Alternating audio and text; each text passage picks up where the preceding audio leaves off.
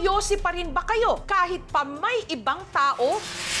Lalo na kung may bata sa inyong paligid? Alam nyo ba na ang usok na inyong ibinubuga, napakadelikado?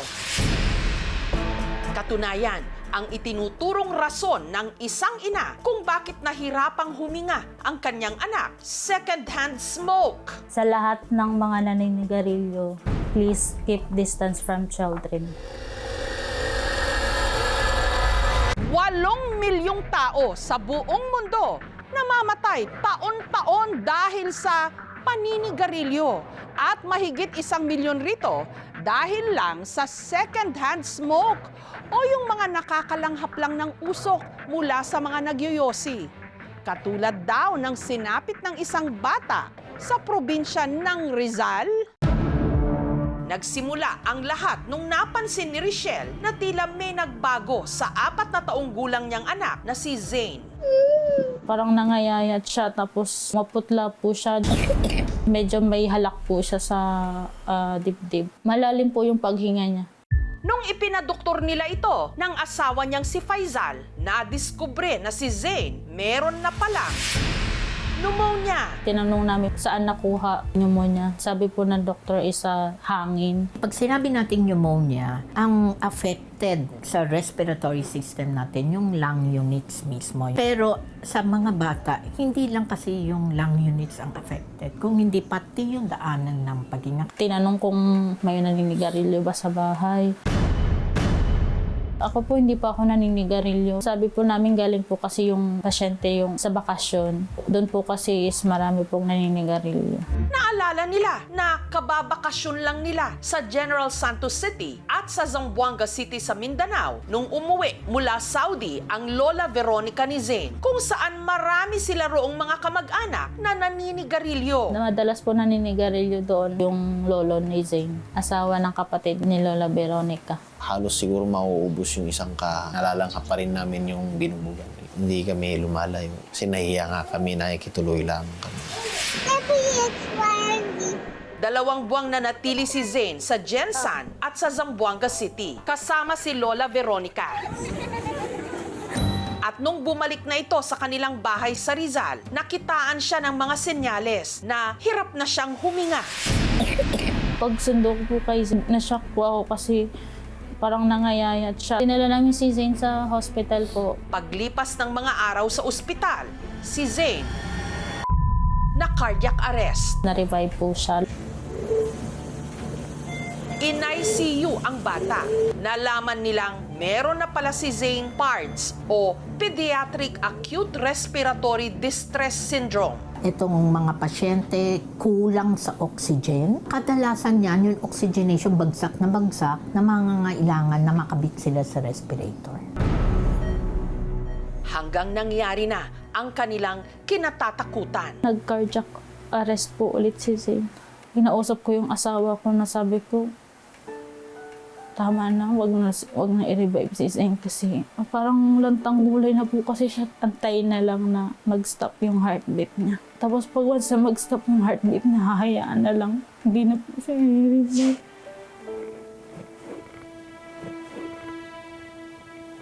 Wala si Zane nung birthday ko. Hindi ko alam kung paano ko ipoposisyon yung sarili ko. Hi, Mama! It's okay. Sobrang excited pa naman sana siya makauwi kasi may regalo siya na hinihingi sa amin ng papa niya. Yung kitchen set po.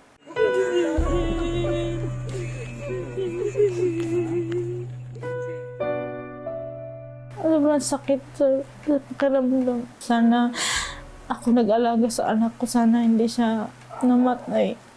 Ayon sa lola ni Zane na si Veronica, sinigurado naman daw niyang malayo ang kanyang apo sa mga naninigarilyo. Yung brother ko po, naninigarilyo yon. Kung magsigarilyo yan siya, malawak man din yung lupain nila, nasa malayo man siya.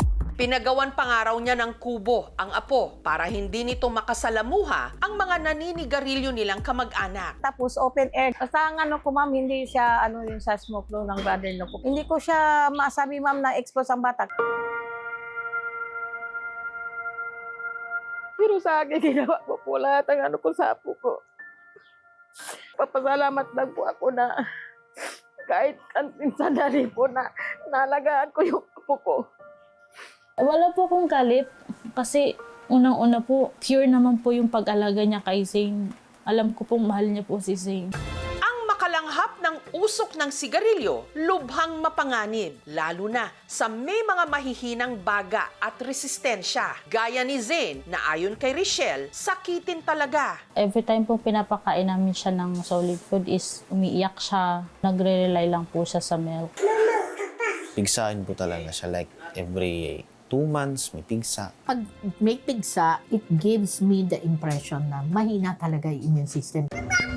Who's there? Posible rin daw na may iba pang sakit o kondisyon ng bata. Yung hugis ng ulo niya is parang hindi normal. Pero dahil hindi raw sapat ang kinikita nilang mag-asawa sa call center, Hindi po kami nakapagpasuri sa immunologist. napag-alaman din nila na ang sakit ni Zane hindi lang basta pneumonia. Ang first diagnostic po kay Zane is aspiration pneumonia po. Kadalasan nakukuha yan kapag pinapakain. Kasi kapag nakahiga, ang tendency, mabilis lang tumuloy-tuloy doon sa daanan ng paghinga. It's not related sa second-hand smoke. But kung meron kang exposure sa second-hand smoke at saka nawala nga yung pangwalis no, nung plema, so yung plema na yan, hindi effectively mailalabas.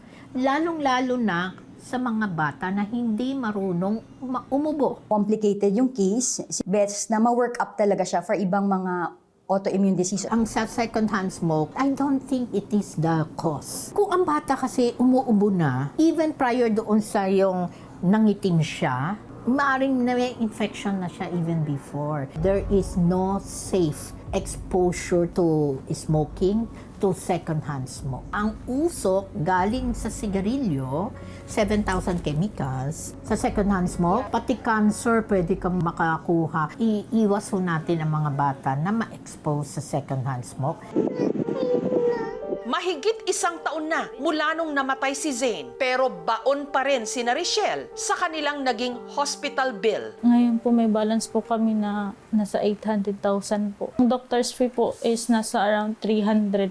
Ngayon lang din daw nagawang ibahagi ni Richelle ang kanilang pinagdaanan. Ang dami kasing lumalabas sa newsfeed ko na may pneumoniang bata. Madami pong nag-send ng sympathy nila sa akin. Ang atensyon ng mag-asawa, itinuon na nila ngayon sa kanilang bagong anak. Since may baby na po kami, nagkaroon po kami ng hope, pero andun pa rin yung pain. Bumabawi po kami sa second born namin. Yung bata may regular check-up na sa pediatrician. Second-hand smoke man o hindi ang salarin sa sinapit ni Zane, isa ang sigurado. Kapag may usok ng sigarilyo, hindi ka makakahinga ng maluwag. Hi, Mama! It's okay.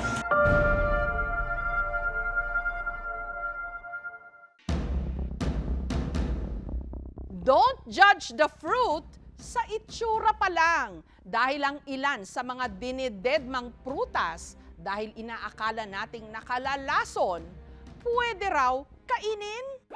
Matatakam ka pa rin ba kapag nalaman mo na ang tawag ng mga Bisaya sa prutas na ito, utot-utot? Tunog mabaho. Sa Ingles naman, stinking passion flower. Medyo hindi po maganda yung amoy niya. Hindi siya kaaya-aya. Pero para sa tubong Zamboanga na si Fe, tunog banal daw ang tawag nila sa prutas na ito. Santo Papa. Itong bilog na ito, yung nakabalot, ito yung kagaya po yung Santo Papa na nakataklob sa ulo. Singlaki ng kalamansi, dilaw at kahel kung hinog at makinis ang balat na para bang napapalibutan ng malabalahibong pugad. Para siyang armor to protect the fruits. At laking gulat ni Fe na sa nirentahan niyang farm sa Cavite, iilan lang ang nangangahas na kainin ito.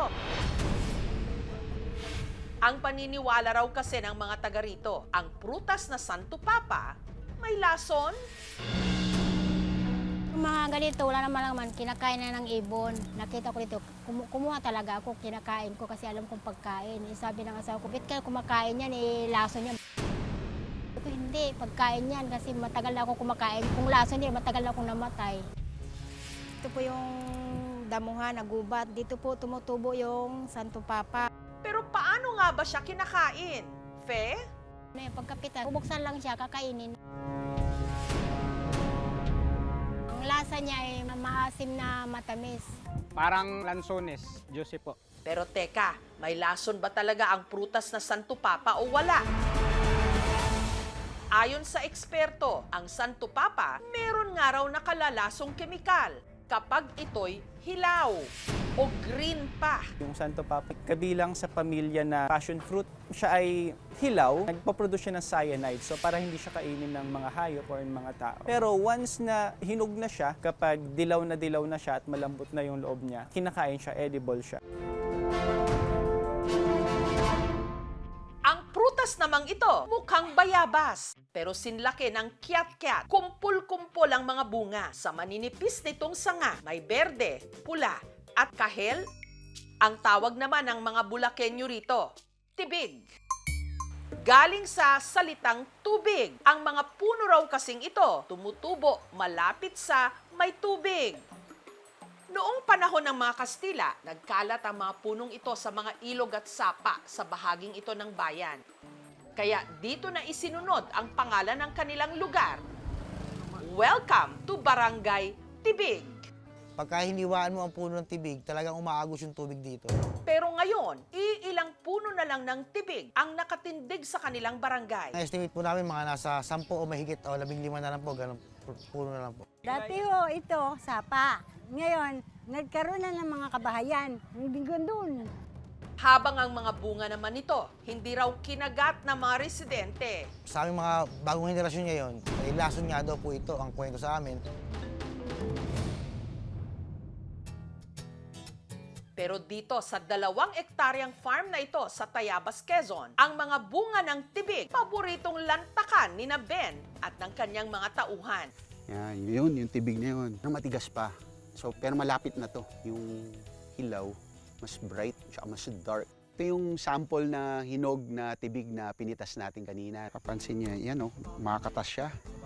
Kita niyo yung parang honey na lumalabas? Yan, yung tutubig. Pwede mong kainin yung balat, pwede rin hindi. Ako kainin ko yung balat. Tamis. Yung loob kasi siya, mas malambot eh. May ibang texture yung labas niya. May konting crunch. Matamis po, parang bayabas yung buto. Yung green, matamis lang siya na parang may konting flavor. Yung red, parang alak. Hindi raw nila pinapansin noon ang mga puno ng tibig. Sabi nila, sir, tanggalin mo na yan kasi walang silbi ang puno na yan. Pag tinanggal mo yan, mas marami kang area na pwedeng tamnan. Mabuti na lang daw, nag-research siya. Hindi lang sa wood, marami pang ibang value ang puno. Aside from helping in conserving water, it contributes to biodiversity. Pag kinain niya ng paniki, kumakalat na yung seeds niya, dumami na sila. Ang mga naaning tibig sa farm ni Ben, ibinibenta niya online. Noong nakakita na ibang tao, lalo na yung mga nasa culinary industry, they got curious. Merong gustong sumubok. Part of parang garnish ng isang dish nila. Once na nahinog na yung fig, yung mismong bunga, nagiging mas edible na siya. Pero we have to be careful. May babaeng fig at may lalaking fig. Ang pwede lang kainin ay yung babaeng fig. Pag hinog na siya, malambot. Kapag juicy yung loob, tapos buo yung development ng mga seeds, matamis yon. Kapag male siya, dry, matabang siya. Kapag nalalasing naman ang mga tiga-Balete Aklan, ang kanila raw pangtanggal hangover, isang maliit pero napakalutong na prutas. Prutas, pantagal amats? Tama! Para itong pipino, pero singliit lang ng aratiles. Ang tawag nila rito, pipinong gubat. Sa tuwing napaparami ng tagay si Leandro, pipinong gubat daw ang kanyang pinapapak. After yung kumain, medyo maya-maya, nawala yung sakit ng ulo ko. Kaya naisipan na rin niya itong pulutanin para hindi raw siya mabilis malasing. Pumipitas po ako, nilalagay ko sa platito, lagyan ng suka, lagyan ng sibuyas, tapos kinakain ko. Ang nakadiskubre ng life hack na ito, si May. Accidentally lang po yun na napakain ko sa kapatid ko. Once yung nag-hangover siya, naghanap siya ng tubig sa akin, baka daw may malamig na tubig. Sabi ko, ito try mo, baka mawala hangover mo. Simula nun, hinahanap yun na pag nagkakaroon siya ng hangover. Pero iniiwasan daw nila ito dati. Huwag daw namin kainin kasi nakakalason daw po. May matanda na nagsabi sa amin na nakakain daw pala yan. Hanap lang po tayo ng bunga niya. Tanggalin po natin yung tangkay niya kasi matigas po yan. Maasim na matamis, na juicy, at crunchy siya. Masarap din daw pala itong i-ensalada.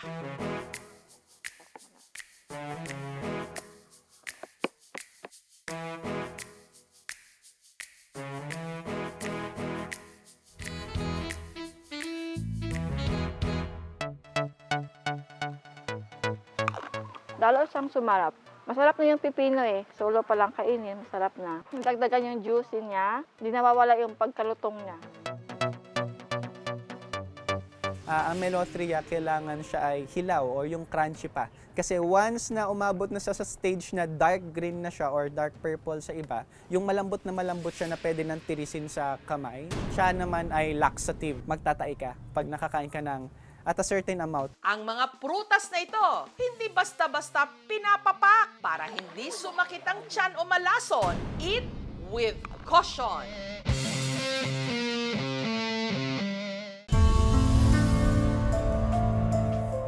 May isang ina sa Davao Occidental na mag-isang itinataguyod ang 3 niyang mga anak na ipinaglihi raw sa unggoy. Pero ano ba talaga ang tunay nilang kondisyon? Sa kaibuturan ng bundok na ito, sa liblib na bayan ng Santa Maria sa Davao Occidental, nagkukubli ang magkakapatid sa munting kubong ito. Mailap sila sa mga tao dahil ang kanilang mga itsura madalas daw inihahalin tulad ng iba sa mga unggoy. Dalungkan ug mag-atubag mo side view kamukha yun ug naalay balhibo. Nailap sila sa tao kasi hindi sila lumalabas ng bahay. Ang itinuturong dahilan kung bakit nagkaganito ang kanilang anyo, ang kanila raw ama, na nanghuli noon ng unggoy na ipinakain din sa kanila. Ang abungan niya magpamanat sa mga langgam. Kamang ito sa ubal? Oo, yan ka kami. Yanap niya doon siya. Sinala ko na, igsunod-sunod sila niyan.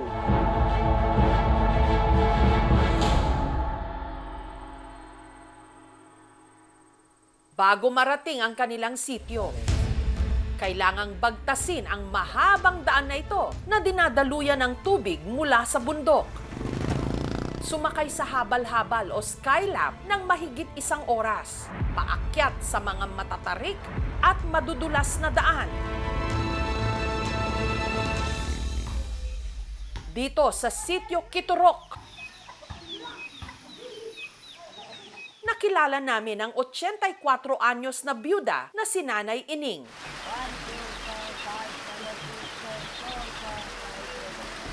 Kasama niyang nakatira sa munting kubo ang 3 sa 9 niyang mga anak. May ilang hindi nagsasalita at parang mga bata pa rin kung kumilos.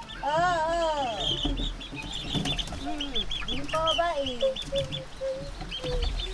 Kapansin-pansing maliit ang kanilang mga ulo, malaki ang bibig at mga tenga, at bahagyang nakaumbok ang noo.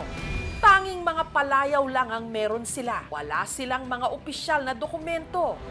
Hindi rehistrado, walang mga birth certificate, kaya hindi rin nila alam ang kanilang mga eksaktong edad.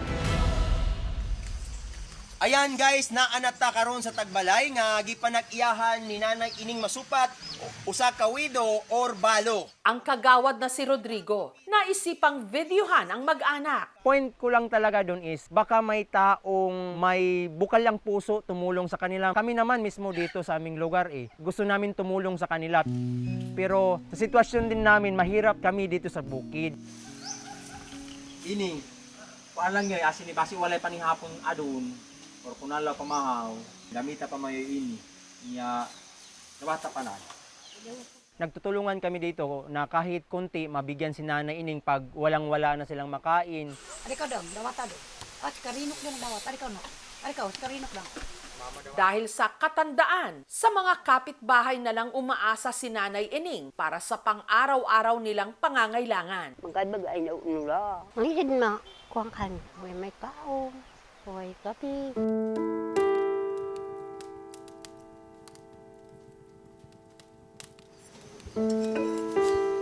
Ay, kailangan. Hindi ako sir. Ay, lakas.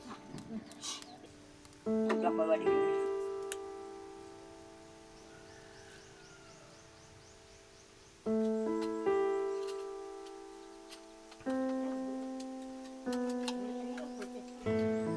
Ang panganay na si Baby na tinatayang 65 years old na ngayon ang inaasahan ni Nanay Ining sa mga gawaing bahay. Si Idang na tinataya namang 50 years old na ang masayahin sa kanilang tatlo. Habang si Carino na nasa 43 years old hindi nakakapagsalita.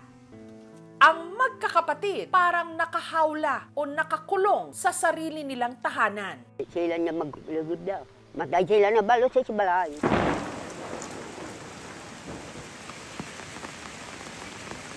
Lumalabas lang daw ang mga ito kapag maghahanap ng makakain.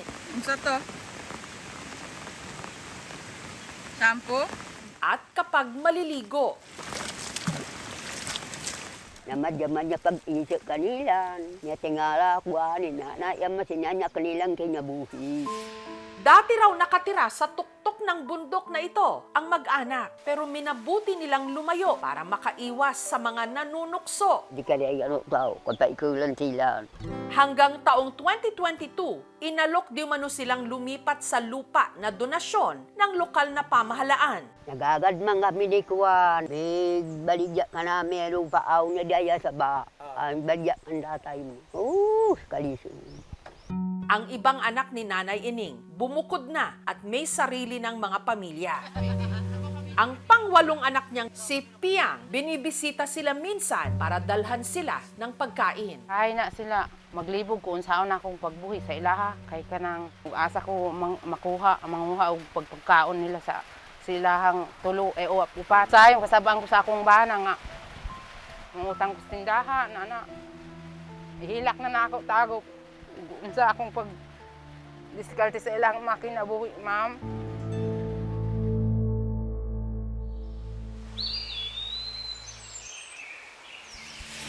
Itong Biyernes, sa kauna-unahang pagkakataon, bumaba ng bundok ang magkakapatid at si Nanay Ining dahil ipapa-check up namin sila.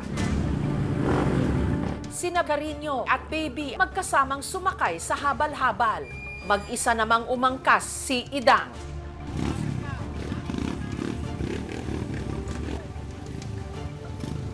Makailang beses huminto ang mga driver ng habal-habal. Dahil sa delikadong daan, lalo pat umuulan.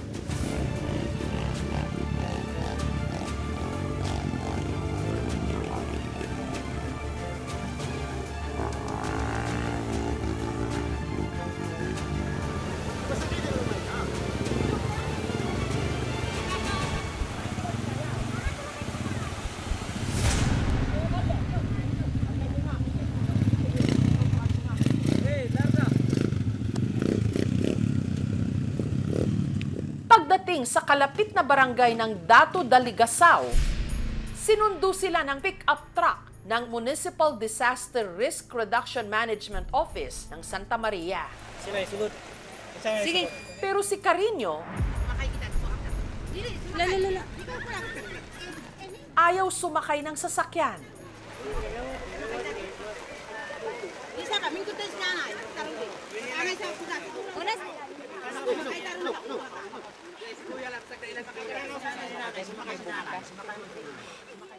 Kaya pinagtulungan pa siyang buhatin ng mga habal-habal driver at ni Piang.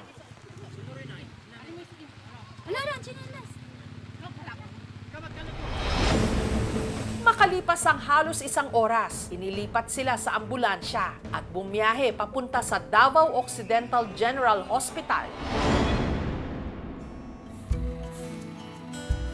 Dito, sinuri sila ng mga espesyalista. Tanaw sa taas. Nga.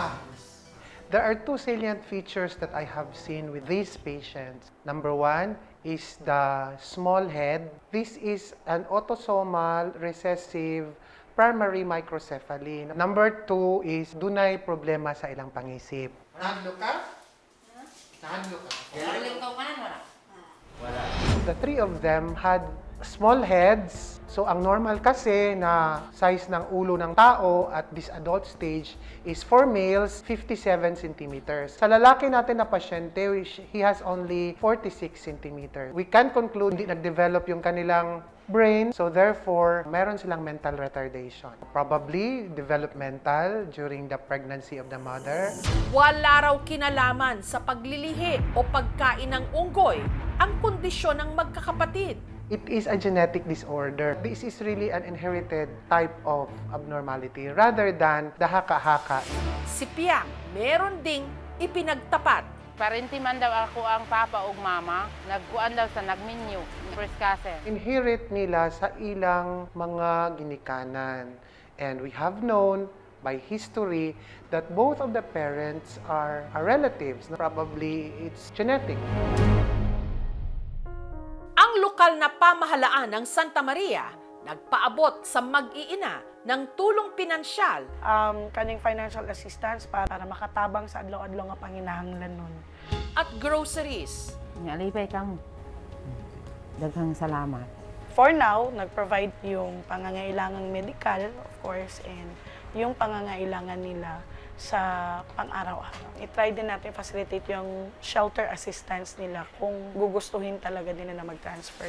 Inilapit din namin sila sa tanggapan ng Philippine Statistics Authority para iparehistro ang kanilang pagkakakilanlan. Pinaka-importante na magkaroon ng birth certificate ang isang tao kasi ito yung basis ng kanyang pagkatao. Inihahalin tulad sa unggoy ang kanilang mga itsura. Pero ang tunay na tuso kung paanong nang dahil lang sa kanilang anyo, naging malupit sa kanila ang mapanghusgang mundo.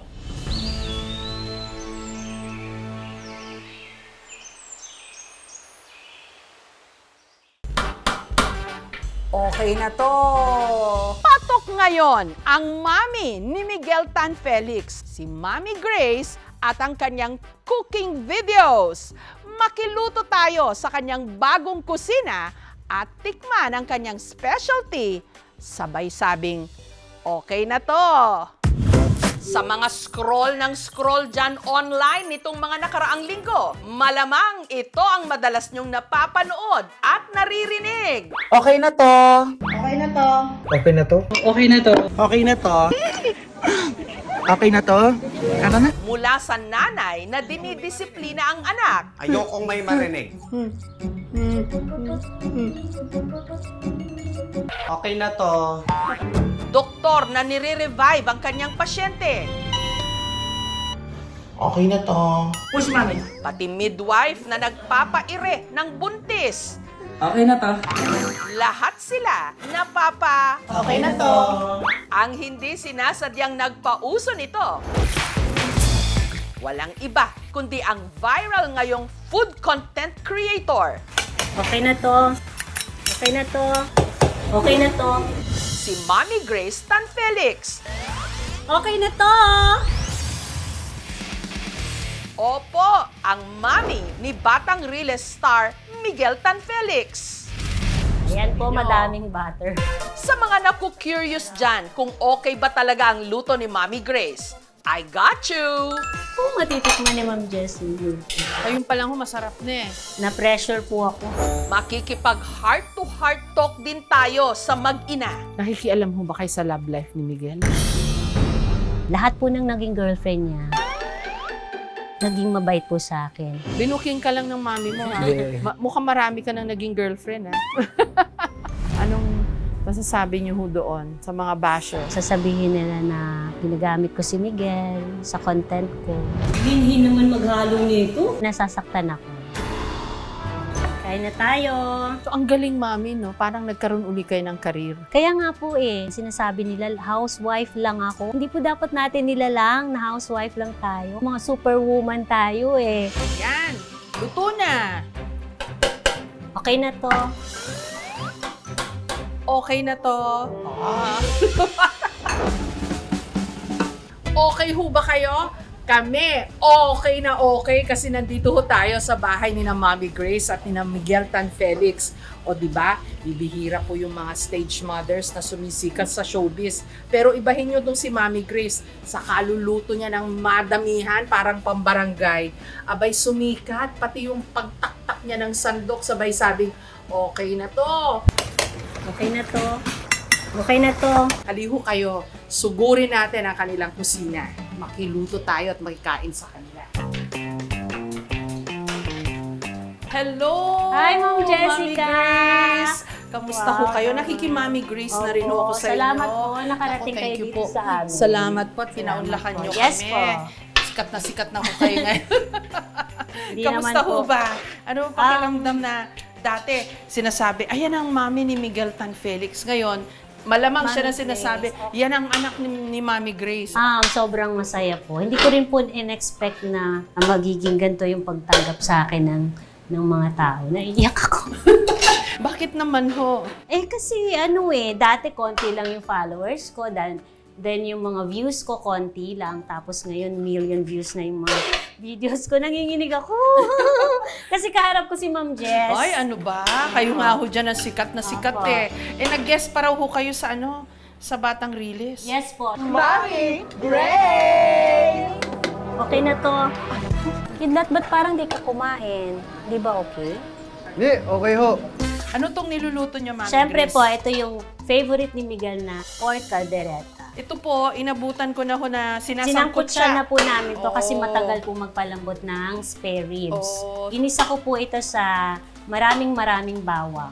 Ang secret po talaga sa masarap na kaldereta, yung talagang gisang-gisa yung bawang tsaka sibuyas. May tip po si Mami Yes po, Grace. parang mga 10 minutes ko yata ginigisa yung sibuyas.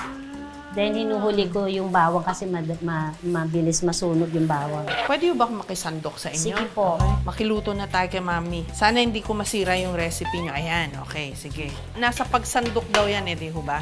Yes, ganyan. Ayan. Parang masarap din magluto si Mami Jess. Medyo ho. Napaghahalata ho naman, di ho ba? Masarap pong kumain. Oo, nasa paghahalo. Ayun. Kasi nandyan mo daw binubuhos yung pagmamahal. Yes, Tama ho ba? cook with love para sa Oo. family. Naghahalo ka na ganyan, iniisip mo yung mga papakainin At saka mo. parang masarap sa pakiramdam pag yung na-appreciate nila yung luto mo, sasabihin nilang masarap. Bago nakilala sa kanyang mga nakakatakam na luto, Okay na to.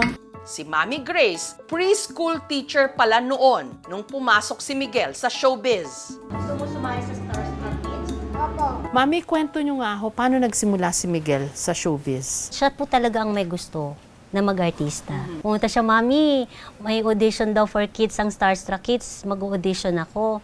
Sabi ko, Daddy, ano yan, mahirap yan, mahaba pila, buntis ako. Sabi naman ng daddy niya, sige na, samahan na natin. Kaya siguro hindi ko siya nariringgan na pagod ako, Mami, ganyan. Siguro kasi gusto niya talaga passion niya talaga siguro pag-artista Hindi pwede. Bukod sa wala tayong pera, baka mabutin tayo din ng Madam Melena. Mami, alam ko you gave up your career for Miguel. Paano kayo nakapagpasya, nakapag-decide? Ayoko po kasi siya ipagkatiwala sa iba noon Protective talaga ako kay Miguel. Kaya kailangan ako ang maging driver, ako ang PA niya. Ayokong kumuha ng ibang tao. Pero nung 21 years old na siya, unti-unti ko na siyang nilelet ko. So, bantay sarado ho pala kayo? Hindi naman bantay sarado. Gusto ko lang... Sumisilip-silip sa set. Kasi syempre bata pa siya Gusto ko pang alagaan niya rin yung image niya. Ito raw ang kanilang pangalawang tahanan at playground. Pag nakalimutan yung lines, nagagalit. Kaagad po. Kaagad. May video nga ho kami ni Miguel, ang liit-liit pang bata. Naalala ko po yun nung Oo. pumunta po kayo noon sa taping ng Mulawi. Ako po yung kasama niya noon. Tsaka meron ho kaming video na sinundo siya sa bahay. Yes Ginising. po. Oo, ang liit-liit pa niya noon. Gisadong-gisado na ho Yes yan. po. Sa bawang at sibuyas. Maraming at saka maraming ano na po bawang. yan, feeling ko malambot na din. Lagyan na natin ng Malambot water. na nga po. Konti lang. Okay. Naglalagay po ako ng butter dyan. Naglalagay din po ba kayo ng Napansin ko butter? nga ho na Minsan marami kayong maglagay ng butter. At saka marami po ako maglagay ng peanut butter. Oo. Ilocano ho kami, hindi kami masyadong magarbo. Ilocano kasi yung matipid. So, mahilig po kayo sa magluto ng gulay? Oho. Kayo ho, hindi kayo healthy magluto. Hindi. Aminado si Mami Grace. Pero masarap. Butter. Ayun. Ibabash na naman po ako nito. Lagi po akong binabash pagka naglalagay ako ng butter. Hindi daw healthy po yung ano ko, niluluto ko. Ayan po, ninyo. madaming butter. Ayan ang butter talaga. Pero, Oo. Kwento nyo nga ho, paano ho kayo nag-umpisang maging content creator? Nagtitiktok lang ako dati. Sayaw-sayaw. Mga 3 lang siguro. Pero si Miguel, may iba raw suggestion. Mami, bakit di ka magluto? Yun na lang ang i-content mo. Oh, so si Miguel pala ho may Siya ideya. talaga may idea. Tapos sabi ko, oo nga. Ganito ba talaga kay karami magluto? Parang buong barangay Sa ho totoo lang po, kakain? konti pa nga po ito eh. Bakit ho? Marami akong households. Tapos yung construction worker kasi nagpaparenovate ako ng bahay. Dati itong kitchen pinarenovate ko. Tapos naman yung bahay ngayon. Kaya yun. Dami po akong... Marami kayong pinapakain. Opo, madami kami. Oo. Madami. Yes po. Pag nagluluto ho kayo online, walang dialogue, walang sinasabi. O, sabi nga daw po ng mga viewers ko, pipi daw. Kaya sa huli, nagsasalita na po ako. Okay na to. Okay na to. Okay na to. Tapos ngayon, cheese. Sige po, Mami Grace. Konti. Matabang pa. Pag po nagtitimpla ako ng ganito, paunti-unti talaga, natatakot kasi ako umalat. Yung luto ko po kasi, home style cooking. Hindi complicated. Gusto ko yung madaling sundan ng mga viewers ko. Yung pangmasa ba? Yung green peas. Okay, green peas. Patatas. Naprito na ho. Napan-fry na po yung patatas. Prinito ho muna yung carrots, tsaka yung patatas. Ayan. Bell pepper. Kanino po kayo natuto magluto? Sa YouTube po. Ah, talaga ho? At saka yung biyanan ko po. Nung dalaga po ako, hindi ako marunong magluto eh. Nung nag-asawa na po ako, kailangan ko matuto magluto kasi mahilig silang kumain. Oo, matitikman ni Ma'am Jessie. Ngayon pa lang ho, masarap na eh. Na-pressure po ako. Paano hindi masarap? Marami ingredients. Si Tsaka Ma'am matagal Jessica niluto. ang makatikim ng kaldereta ko. Oo, sana nandito ho kayo lahat. Sana all makatikim ho nito. Lagi po nilang sinasabi, sana makatikim kami, Mami Grace, ng luto mo. Ayan nyo ho, ikukwento ko na lang ho yung lasa. Ayan, luto na. Okay na to. Okay na to. Ano po muna, halo po muna. Tapos Halo taktak. muna. O may sequence pa palang tama. Ayan. So, halo muna. Okay na to. Hindi ko mapatay yung kalan. Sorry. Bukod sa kaldereta, sikat din si Mami Grace sa kanyang leche flan. Tama ba, Miguel? Masarap leche flan ni Mami mo? Favorite ko po yan. Pinaka-the best na leche flan. Wow! Pero bago nun, si Mami Grace, hinamon ko muna sa isang plantastic karera. Paramihan sa paghiwalay ng egg yolk at egg white para sa leche flan. Hindi pa ako nakakaranas magluto ng leche flan eh. Pero alam ko kung paano gawin. Turuan nyo nga ako. Sige Kasi po. pinaka-tricky part dito yung pag-separate paghiwalay ng egg yolk ng sa egg egg yolk sa white. puti. Yung iba ko kasi sabay eh. Siya po, gusto niya egg yolk lang. Alam niya, pag sinasamahan ko ng egg white, nararamdaman niya, nalalasahan. Kahit isang egg whites lang. Alam ko, may egg whites to mami ah. Alam niya. Pihikan pala talaga tong si Miguel, kanyang leche flan.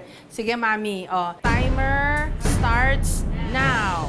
Naku, ngayon ko lang to gagawin. Ayan. Tapos ako na. Ay, 20 seconds. 20 seconds kung ilan. Okay. Padamihan. Okay. Nagugas po ako ng kamay, ha? Okay, ako na. Okay. Kasi pangit pagka... Ay, naku, nabasag. At saka pangit pagka napunta yung ano, yung shell po. Yung shell.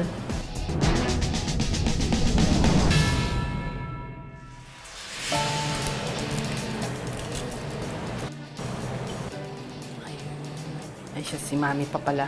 Parang sa akin, maraming egg white na napunta. Kasi parang isang ganun lang. Si Mami Grace, o marami.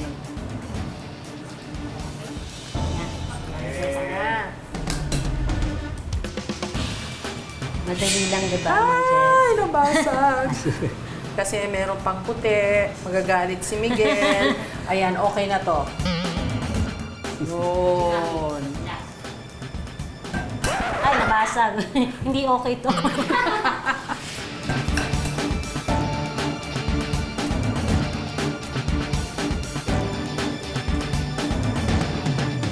Okay na.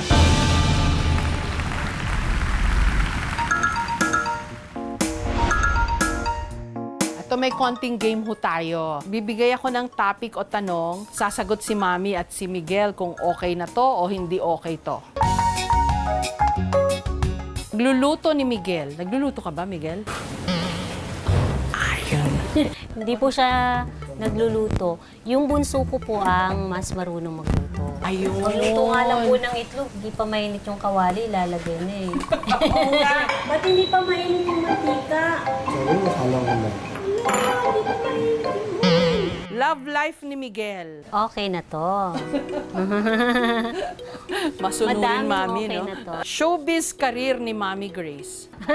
Parang, ito na lang muna, di pa okay. Nag-guest na ho kayo sa Batang Release Guess eh. lang, cameo lang po yun. Oh, bakit ayaw nyo na ho? Nahirapan na nga po agad ako dun sa 3 scene eh. Parang saka na muna. Kidlat, ba't parang di ka kumain? Di ba okay? Hindi, okay ho. Tapos na akong kumain kasi saka may iniisip lang ho. Sige, maiwan ko muna kayo dyan ah. Sige ho. Narating ni Miguel sa showbiz. Okay na to. Marami po pong gustong gawin. But at the same time, okay na. Grateful ako sa mga nangyari sa career ko. Pero at the same time, marami pang gustong gawin po. Kasama na ho dyan yung Gabi ng Lagim. Ay, oo nga, may movie. Gabi ng Lagim, the movie, Miguel. Papanoorin namin talaga yun. Lahat po kami dito compound manonood. Mother and son relationship. Okay na okay. Wala sila masyadong Para mga... lang kaming magbarkada po nito eh.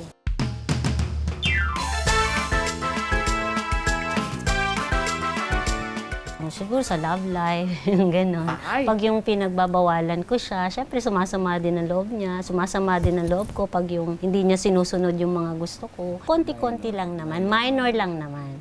Kasi nga, protective po talaga sa kanilang magkapatid. Dalawa lang po kasi talaga sila eh. Lagi ko sinasabi sa kanila, i-obey niyo ako palagi para maging successful kayo. Okay lang, Nay. Naiintindihan ko naman kayo eh. Nakikialam ho ba kayo sa love life ni Miguel? Hindi po. Kung sino po ang gusto ng anak ko, gusto ko na rin po. Lahat po ng naging girlfriend niya, naging mabait po sa akin. Binuking ka lang ng mami mo. Mukhang marami ka na naging girlfriend. Hindi po, wala po. Konti lang po. Oh, water mo. Go. Good luck, ha? Go, Miggy. Dati nung bata-bata pa siya, kengkoy-kengkoy yan eh. Ba't gusto mo mag-aral, Miguel? Kasi po, mas importante sa mag-artist ako. Aral. Marami na ho daw kayong palang naging negosyo, Opo. Mami? Kaya lang po nagsara nung pandemic. Milk tea shop sa kanya, tapos sa akin naman po nail salon. Nung nag-close po yung mga business na yon, dun ko po naisip maging content creator. Kasi wala na akong pagkakaabalahan eh. May konting asim at masarap, kaya siguradong magugustuhan ng buong pamilya. Okay na to. Masarap ito mga mommies, kaya try nyo rin gawin. At ipatikim sa buong family. In-expect nyo ba napapatok kayo? Hindi. Naalala ko dati kahit maka 1,000 views lang ako, tuwan-tuwa na ako eh. Ah, talaga? Siguro malaki din yung factor na anak ko si Miguel. Mas madali akong nakilala ng tao. At saka yung sinasabi nyo kasi yung tak-tak-tak tapos... Lately na lang yun okay eh. na Ewan to. ko ba. Okay na to. Okay na to. Okay na to. Okay na to. Hindi daw kumpleto ang panonood nila ng video ko kapag walang okay na to. May endorsements na rin daw kayo? Marami na pong naka-line up ngayon. Wow! Saan ho napunta yung makita nyo? Pwede ho matanong? Savings po. Wow! Siyempre, pag may mga gusto po ako, nabibili ko na. Part po ng kinita ko din, nagpa-renovate po ako ng kitchen. Tapos sa kabila, si Miguel naman po yung nagpapa-renovate. Napaka-ideal ho ng setup ng compound ni na Miguel kasi lahat dito kamag-anak nila. So parang yung bahay nila, yung gathering place. Kaya ho pala pambarangay magluto si Mami. Di ba ang saya? Parang siguro may fiesta lagi. Okay na. Ang galing, Mami, no? Parang nagkaroon uli kayo ng karir. Opo. Kaya nga po sinasabi nila, housewife lang ako. Hindi po dapat natin nilalang na housewife lang tayo kasi hindi natin alam kung anong mangyayari. Mga superwoman tayo multitasking tayong mga nanay. Kaya natin gawin pagsabay-sabayin lahat and then explore nyo lang yung sarili nyo as a mom. Marami kayong madadiscover na kaya nyo palang gawin. Ang galing. Opo. Ang galing ho ng sinabi ninyo. Yun po talaga, sabi ko, housewife lang ako. Kailangan may gawin ako Wow. Ano masasabi mo doon, Miguel? Very inspiring, life-changing. Nakaka-proud naman po kasi kaya naman na ganyan ka-successful yung si Mami kasi sinipag niya rin nilagyan niya po ng effort.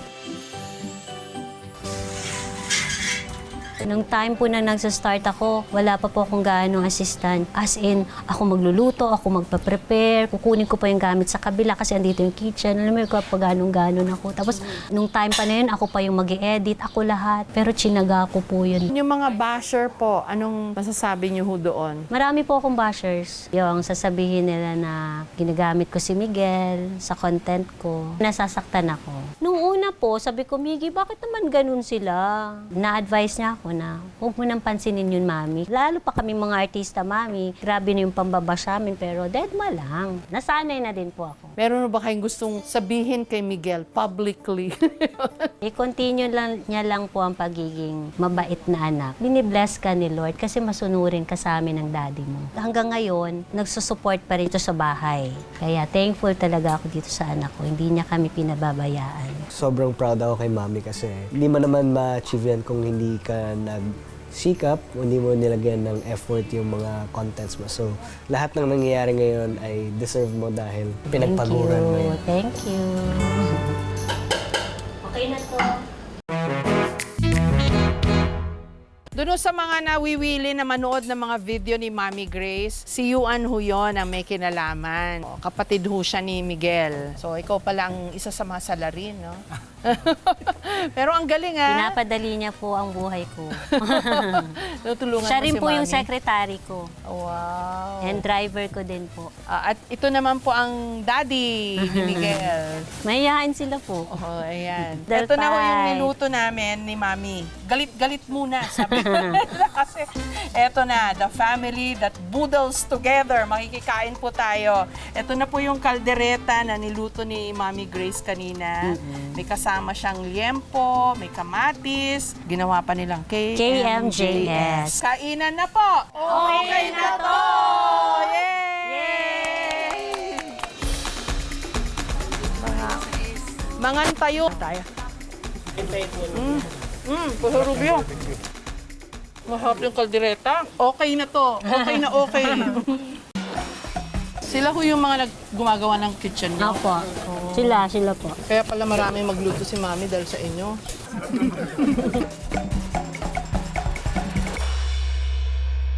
Siyempre, may munting regalo kami para sa kanya. Alam niyo po, sabi ko lagi ko pinagpipray, wala bang magre-regalo sa akin ng ganito? Ngayon meron na. First time may magre-regalo sa akin. Talaga ho? Galing pa kay Miss Jessica. Wow! Makabagbag damdamin. Wow! Nasuot ho natin. Ayan, itali ho natin. Thank you Tali ho very natin much, sa likod. KMJS! Ang ganda! First time daw makatanggap ni Mami ng Apron. Walang nagre-regalo po sa akin ng apron eh. Naku, Mami, ayan na. Dadagsain na kayo. Wow! Okay na to. Salamat sa effort, KMJS. Salamat din po. Thank you, Kami po Mami. dapat magpasalamat. Mami, thank you po. Salamat po. Thank you po. Wow! Okay na to. Sa lahat ng mga housewife na nagpupursige pa rin may marating para sa kanilang sarili. Okay na to. Sa kabila ng lahat ng responsibilidad nila sa pamilya, ang ginagawa niyo po, hindi lang okay na to. Sa halip, karapat dapat ding bigyan ng pagpupugay at pagsaludo. Okay na to. Okay na to. Okay na to. Okay na to. Mula po rito sa Dasmariñas, Cavite, kasama sina Mami Grace at si Miguel Tan Felix. IKMJS na yan! Yay! Okay na to. Okay na to. Okay na to. Nakakagalit, nakakainis ang nangyaring pamamana raw ng mga aso sa Negros Occidental. Sino kaya ang walang pusong nakagawa ng kahayupang ito?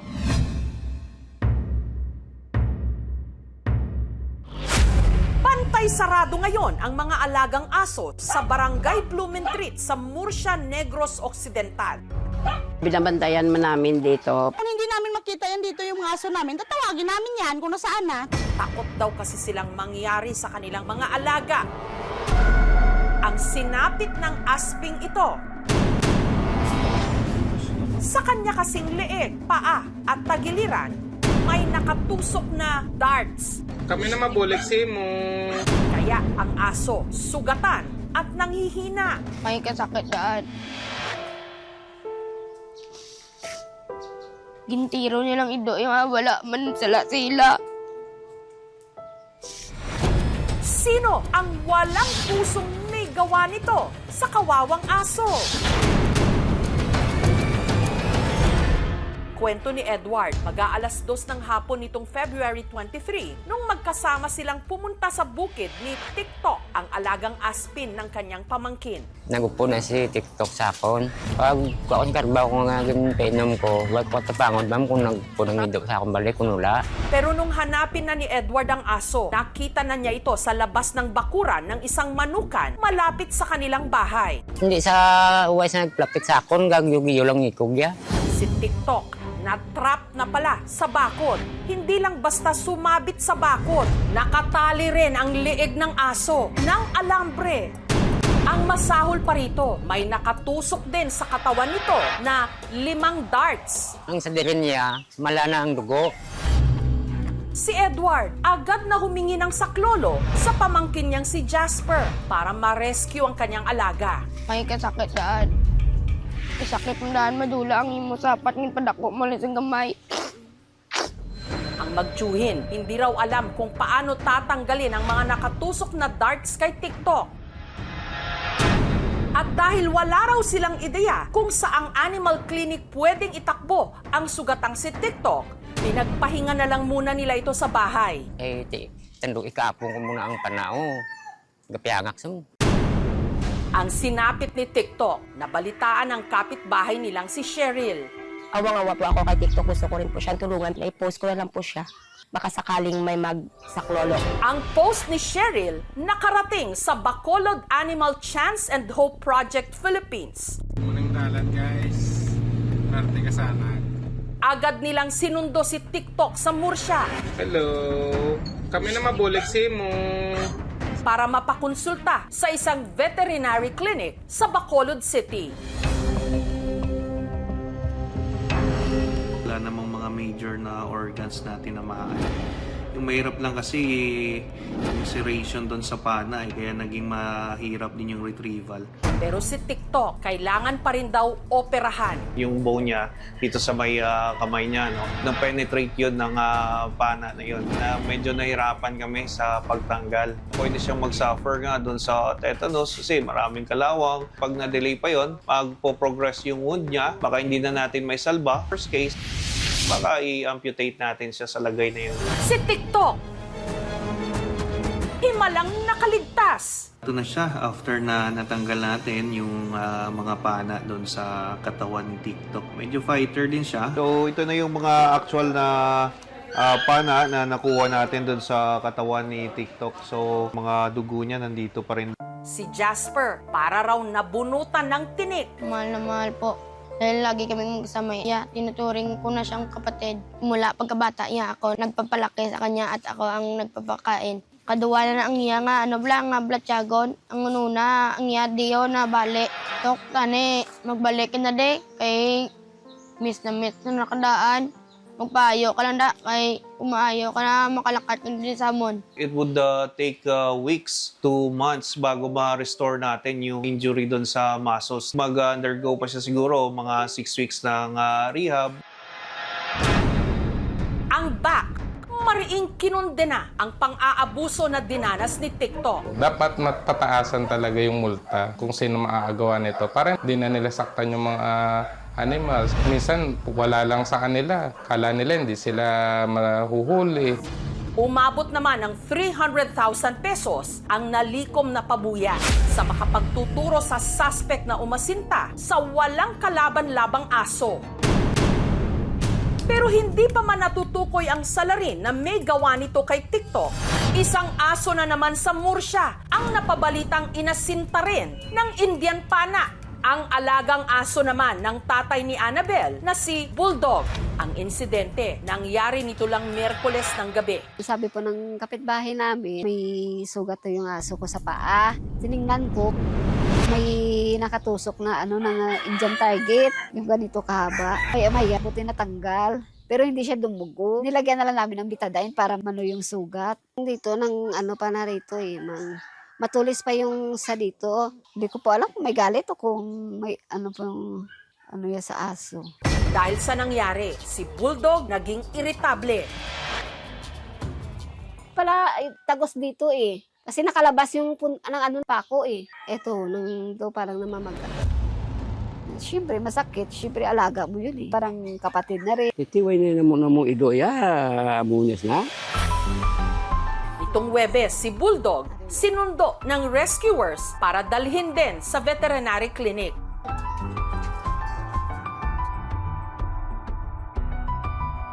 Okay naman yung injury niya. Yun nga lang. Positive siya for anaplasma, which is yung parang dengue doon sa aso. So, yun yung ina-address naman natin sa kay Bulldog. Salamat, Kidok, sa bulig nyo.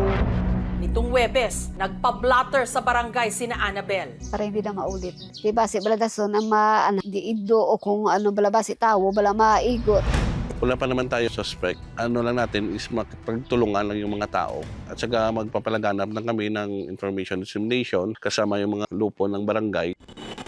Ang CIDG o ang Criminal Investigation and Detection Group ng Bacolod City nag-imbestiga.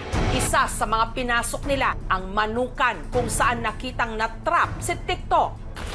Sa kanilang paglilibot, meron silang nadiskubre. Isang trap na gawa sa lubid.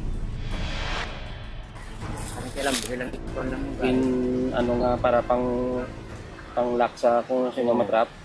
Ang CIDG, kinausap ang naabutan nilang 3 caretaker ng Manukan.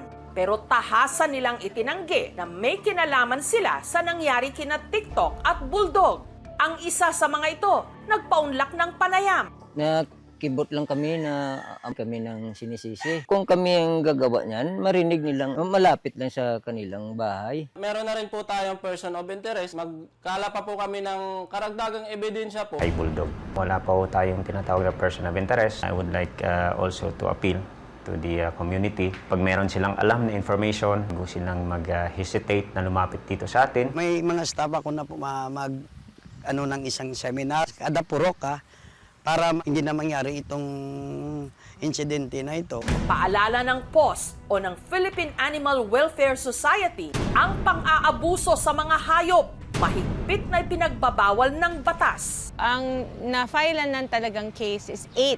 3 of them nagkaroon na ng desisyon yung korte. Erica de Aspin, Korean who did the stabbing, nakakuha siya ng maximum penalty which is 2 years and then a fine of 200,000 pesos. Ang mga tao na malupit sa hayop, later on, nag-escalate sila na magiging malupit din sa fellow human beings. So if we want to have a peaceful society, talagang very important that we care about animal cruelty and punishing it. Maari siyang makasuhan sa ilalim ng Animal Welfare Act of 1998. 3 years na pagkakakulong at multa na 250,000 pesos.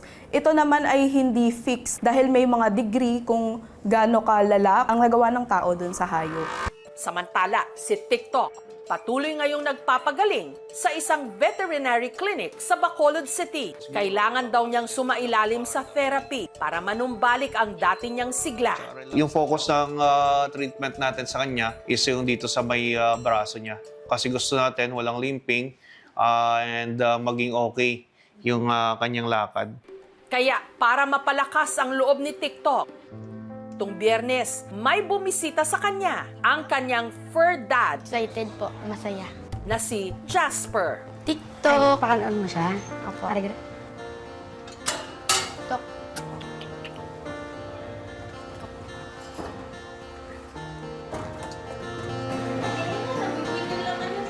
Kaya lang ni Tak. Kaong ka dito, do. Payo na to kay Mayo ka para makapuli ka na sa balay. Damo na to sa imong migawlat. Sarap besaot. Dahil kahit papaano'y nanumbalik na ang lakas ni TikTok, pinayagan na siyang maglakad-lakad sa labas. Say. Ang aming programa, nagbigay rin ng tulong pinansyal para sa patuloy na gamutan ni TikTok. 100%.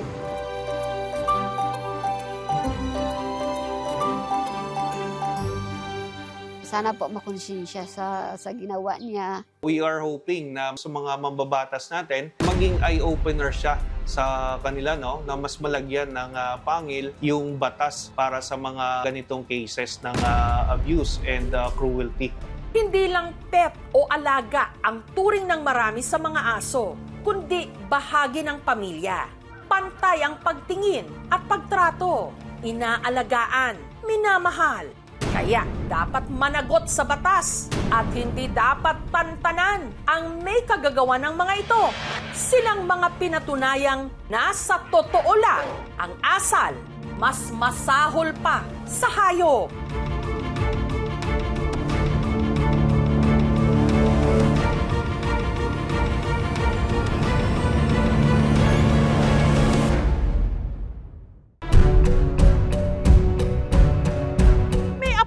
Sa Quezon City na dinadagsa raw ng mga nanggagaling pa sa malalayong probinsya.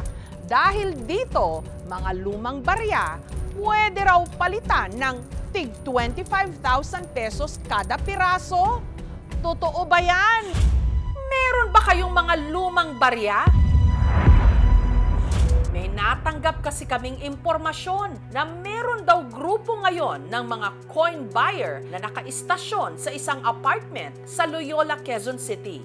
Nagsa ang mga tao dito galing iba't ibang probinsya. Yung iba kumukuha pa ng room for rent para maibenta nila sa malaking halaga ang dala nilang coins. At handa raw ang mga ito na bumili ng 1971, 1972 at 1974 1 peso coin sa halagang 25,000 pesos kada piraso.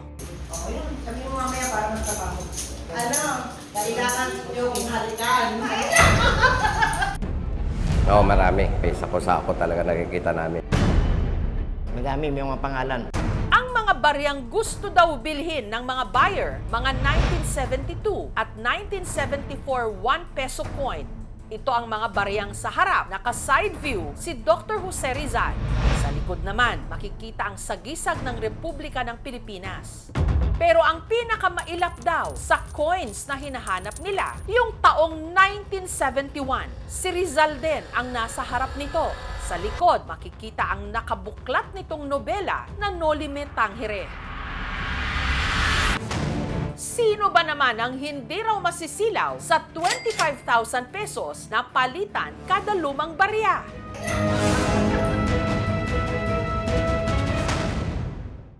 Ito raw ang nangyari sa magsasaka mula sa Quezon Province na si Jero. Hindi niya tunay na pangalan. At ng kaibigan niyang si Simon, hindi rin niya tunay na pangalan. Dumating sa amin na suki. Baka niya ikaw may alam na mayroong piso 71, 72, 74. May ahente na bibili daw, ganun ang presyo. 25,000 per piece.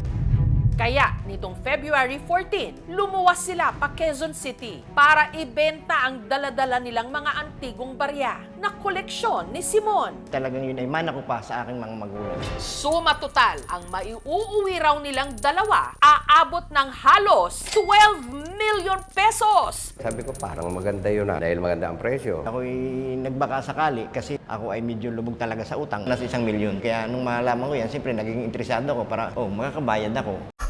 Ang mga barya, vinalidate daw muna. Sa tuwa namin, kami hanay-hanay namin. 5 piso daw patong-patong. Gawa agad namin. Tsaka pinapirma rin si Jero ng MOA o ng Memorandum of Agreement. Ang sabi, Lunes babayaran. Pero naman yung offer na yung halaga, ay kung mapapalitan yun, malaking negosyo ang mahahawakan ko nun. Ang tanod naman ng Barangay Loyola Heights na si Manuel na intriga kung bakit dagsa lagi ang mga coin seller sa kanilang lugar. Galing pala sila ng probinsya, nagbinta ng lupa, kalabaw para doon. Piso, papalitan mo ng 25,000 kahit sino naman magkaka-interest ka, di ba? Hanggang naengganyo na rin siyang magbenta. Ipinagbili niya ang naitabi niyang 10 piraso ng lumang barya na ang halaga tinatayang aabot naman daw ng 200,000 pesos. Mapapakinabangan ng pamilya ko, malaking tulong sa akin. Hanggang dumating na ang nakatakdang araw ni Jero at Simon. Lunes, Martes. Huwebes, Biyernes. Lunes, Martes. Yun ang kanilang pangako.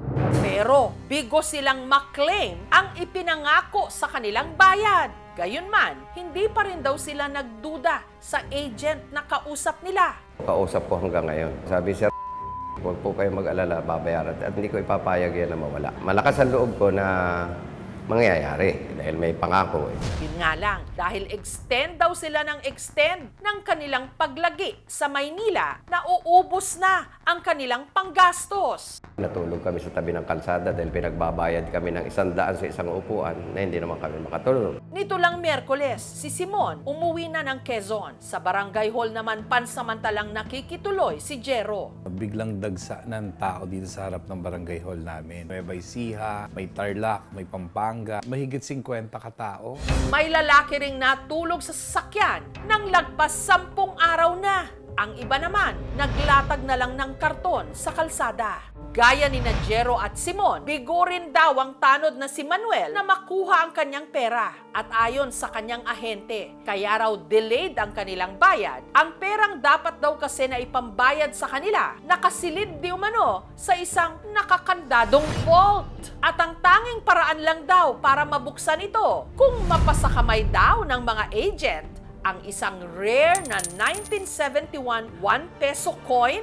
Di umano, 33.3 grams lang daw ang hinahanap nilang 1971 1 peso coin. Kaya, inengganyo nito si Manuel, pati na ang iba pang mga umaasang seller na magbenta ng mas marami pang lumang barya hanggang sa mahanap nila ang di umano pakay talaga nilang rare 1971 coin. Hanggang linggo na lamang po ang binigay ng Central Bank para makapagbigay tayo ng mother ball. Dahil sa biglang pagdami ng mga naniningil na mga seller sa kanilang opisina, ipinatawag na ng kapitan ng Barangay Loyola Heights ang may-ari ng apartment. 3 tao ang humarap kay Cap, 2 lalaki at 1 babae. Pagka nakuha na daw nila yung mga ganong klaseng pera, yun daw yung pinakasusi nila sa pagbubukas ng account ni Jose Rizal. Kaya doon kami nagulat na parang bakit nadamay dito si Jose Rizal sa pag-ngolekta nilang ng coins. At pag nabuksan na daw nila yung account na yon, magkakaroon daw sila ng malaking project. Tinanong ko rin yun sa kanila mismo kung meron ba kayong papeles na ipapakita sa amin noong 1971, meron ganyang klaseng coins na ilabas ang Bangko Sentral. At sagot nila meron daw. So hanggang ngayon, inaantay ko pa rin yung boss nila kung meron talaga silang maiaabot sa amin. So far, yung boss nila nasa probinsya daw. Magpinsang Ruel at Alfredo mula Batangas, kinukutuban na. Layunin po namin yung makatulong sa nagkuhan sa amin ng coins. Tapos yung kumita rin po naman kami kahit kaunti dahil sa hirap po ba ng buhay ngayon. Baka ito na yung pagkakataon namin, matupad yung aming mga kung sa pamilya. Kagaya po magkaroon po ako ng sariling negosyo. Dahil po yung nagdadagat din po, makabili ng bagong bangka. Huwag po daw makikipag-coordinate sa barangay. Huwag kami magpapa-interview sa inyo. Kaya nitong February 25, nagdesisyon na silang bawiin ang mga ibinenta nilang lumang barya na kung susundin ang kasunduan, aabot daw dapat ng 6 million pesos. Pero Pakisarap po yung pintuan kasi hindi po tayo makapasok ng marami. February 25, ikinulong kami sa opisina dahil may medyang nagpunta po sa baba. Jessica Soho po daw. Takot na takot po sila pero kami, hindi po kami natatakot dahil wala po naman kami ginagawang masama eh. Lahat kami itinaboy sa opisina.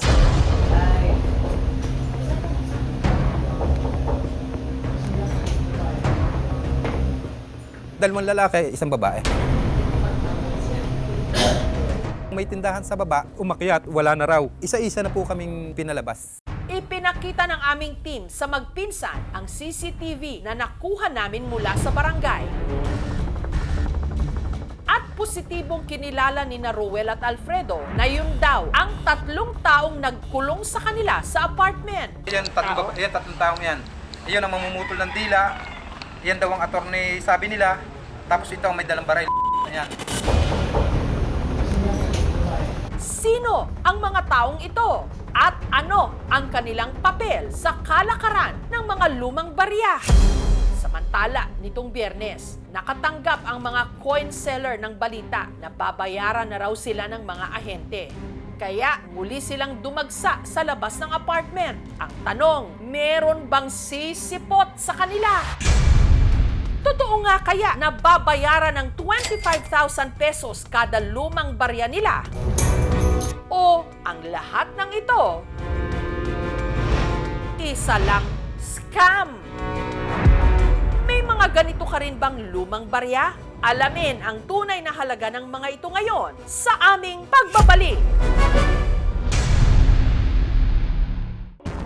Mga may naitagong lumang barya mula sa iba't ibang mga probinsya, dumarayo sa isang apartment sa Quezon City. Meron daw kasi ritong bumibili ng mga antigong barya, 25,000 pesos kada piraso. Naalarma din kasi sinabi nila na involved po daw yung Central Bank. Sabi ko, are you sure? Ngayon lang po ako narinig ng ganyan. Mukhang scam po. Pero ilang linggo na ang lumipas mula nung isinurrender nila ang mga luma nilang barya, hindi pa rin sila binabayaran sa ipinangako sa kanilang pera. Hanggang nitong Biyernes, ang mga coin seller nakatanggap ng balita mula sa isang ahente na nagsasabing mababayaran na raw sila sa araw na ito. Si Manuel agad tumungo sa apartment. Pero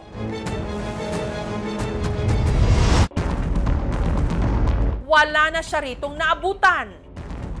Itong picture na to, dito talaga nakalagay yung sako ng coins. Parang itinago nila kasi ayaw nilang sabihin sa akin kung saan yung coins na yun. Tinakbo yung pera ninyo? Oo, parang, ando na, parang tinakbo.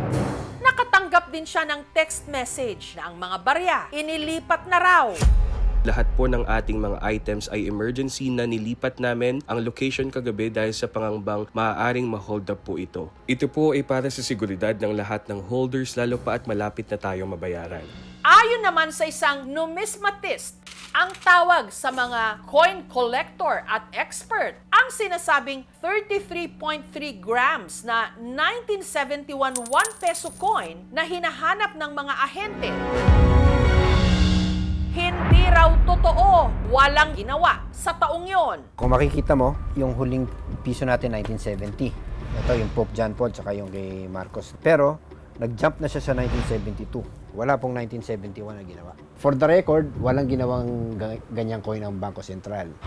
Higit sa lahat, hindi rin daw totoo na may malaking halaga ang mga 1972 at 1974 1 peso coin. Napakarami niya 1972 tsaka 1974 na coins. Mga halos 200 million pieces. Meron kung tatanungin yung ibang seller, yung iba bibenta sila 10 pesos, yung iba pa nga 5 pesos. Pero yung mga 2.5, yung hindi na totoo yan, hindi na realistic yan. Definitely too good to be true. If those are the coins, umaasa tayo dun sa biglang yaman eh. So nakahanap sila ng ibang way para makonvince yung tao.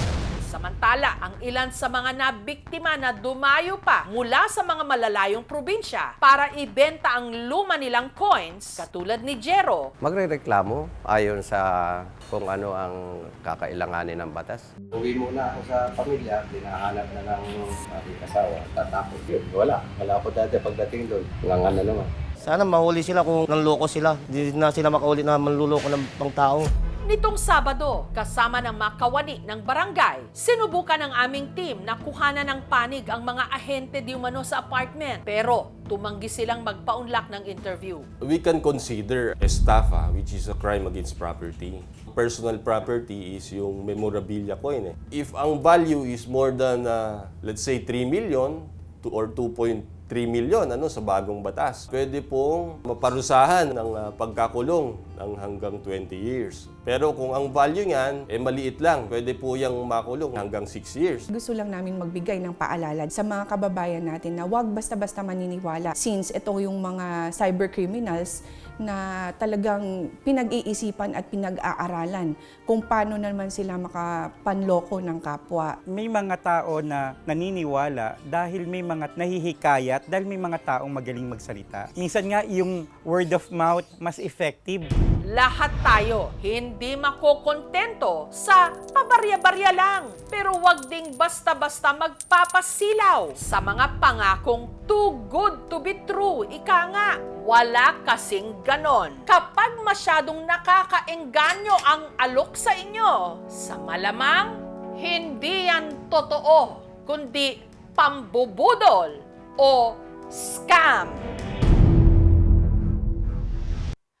Thank you for watching, mga kapuso. Kung nagustuhan niyo po ang videong ito, subscribe na sa GMA Public Affairs YouTube channel. And don't forget to hit the bell button for our latest updates.